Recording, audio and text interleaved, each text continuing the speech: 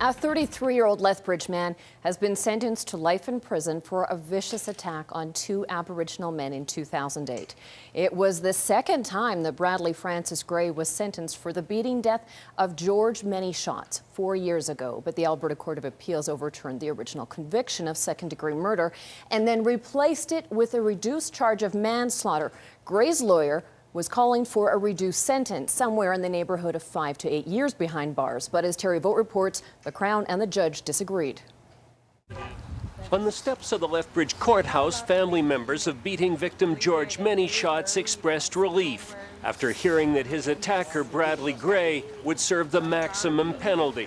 Even though the charge had been reduced from second-degree murder to manslaughter, Gray was sentenced to life in prison with no chance of parole for 10 years. It does help my healing process, and for me it's a relief, and I know Creator has answered our prayers. Gray was originally sentenced to life for a vicious attack on Many Shots and his brother-in-law, Percy Pantherbone, in 2008.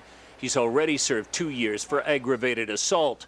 Gray's lawyer argued the reduced charge should bring a reduced penalty, somewhere in the range of 5 to 8 years. The Crown disagreed, maintaining Gray should receive a sentence on the extreme end of the severity range. He, as the judge said, had a venom towards Native people, and we, of course, live in a society where we can't condone any type of racial hatred against any group of people. And so I was obviously very concerned about the racial overtones of this case.